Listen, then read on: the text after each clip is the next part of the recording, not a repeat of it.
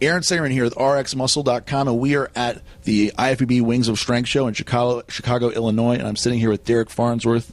Derik, before we even get going, the last time I saw you, I was in California, and you were doing some of your active release therapy on PJ Braun, and so I wanted to know, that's really what you do other than training people and everything. So do you get treated? Do you see somebody to work on you?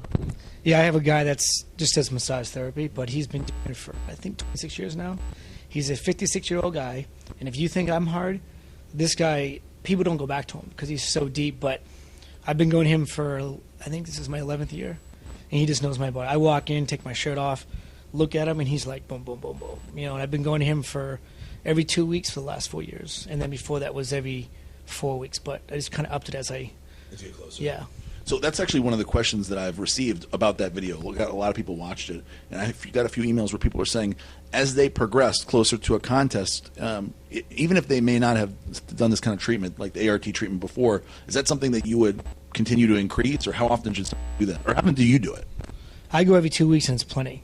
I mean, if you go in, if you have alien elements that are problems, you may want to hit 3 weeks in a row. Just kind of like fix the problem, and then this should be for improving, not for necessarily fixing. When I go in every 2 weeks, it's to bring out more detail in my shoulders, allow me the muscles to be rounded. I mean, if you looked at other guys who've gone in, you can tell people who've had therapy and who haven't.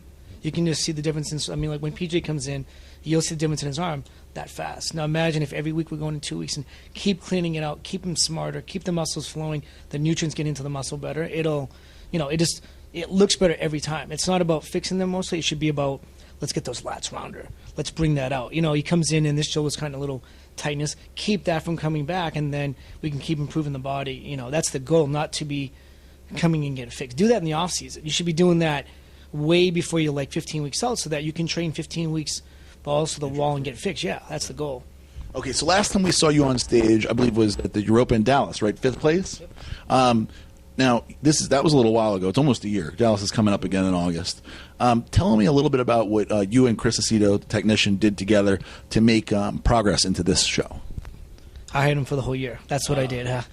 When I worked with Chris last year, to get him, and he's very busy, and his calmness keeps me calm. I go to work, I do my business, I come home, I check his email, tells me what to do, I go do it. And that's what made it so successful. Was as soon as I was done with the Europa Pro, I said, can I hire you again for the whole year? Yep. Sure. And the whole year, he just kept me at a certain weight. We'd push it. I never got out of shape. And it kept my body going, like, you're looking round, you're looking that. So I never doubted what I was doing. It kept my diet year-round. I dieted year-round for it. I'd have cheats, this week. And, but the food was high. I never was questioning what I was doing. I'd say, what do you want me to work on? Sure. And his eye doing that was awesome, because I went into the gym and had, I look at myself for 23 years of competing, and I was always the one telling me, I need bigger arms, I need this. But he started pointing out, get your middle back thickener, like get this thicker, little things, and you'll see tomorrow, I guarantee the spots that we picked on, like they've improved, and he's seeing it today, and I'm seeing it. That's where him just being a nutritionist, training, he doesn't tell me, do this exercise. Right. He just tells me to work these areas, and if I might throw things out like, give me some suggestions, just because I want to think outside my box, right. And the diet was, he doesn't do anything he just has the eye. That's what it is. It's nothing to do with crazy thing coming up. I'm not sitting here doing anything like drinking 2 cups of coffee, right, and doing a handstand and running down to the sauna. Every couple hours he looks at me and we kind of watch the scale. We're done. He's just going to walk me into the show because the work was done 6 weeks ago, 8 weeks ago, 10 months ago, All right, I want to invite the technician over here. I don't know if we can. WWE wrestling in the olden days when Fred Blassie comes in. Yes, he's Grand Wizard. We got the Grand Wizard, the technician. Chris, tell us a little bit. What do you see difference? What are the improvements you see when you look at Derik from right now? You could hold. Yeah, I think Derik has more thickness to his body.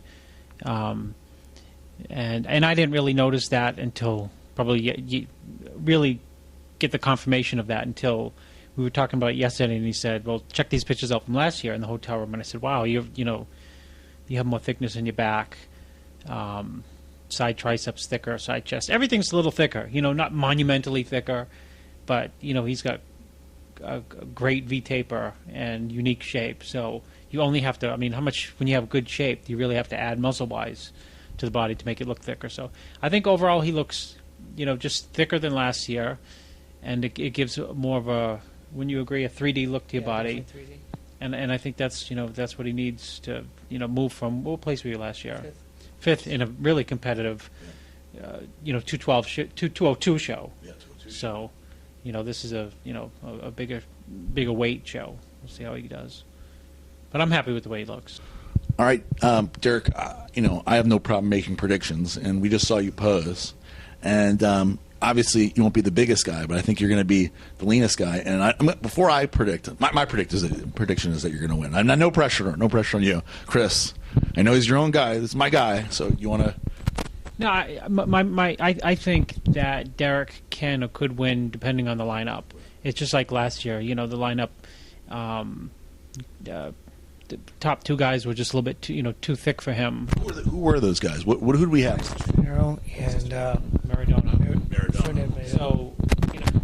So if guys are not in great condition, that's going to move Derik up, and Derik will obviously move up against guys who shapes are off. Right. So that automatically, by default, puts you with running, and I think the rest is when Derik said, "I'll oppose people." Yeah. I know what that means. He's got good stamina, good stage presence. So, a win is not out of the question. It would be I would love to see him win. I'd be thrilled. Free massages forever.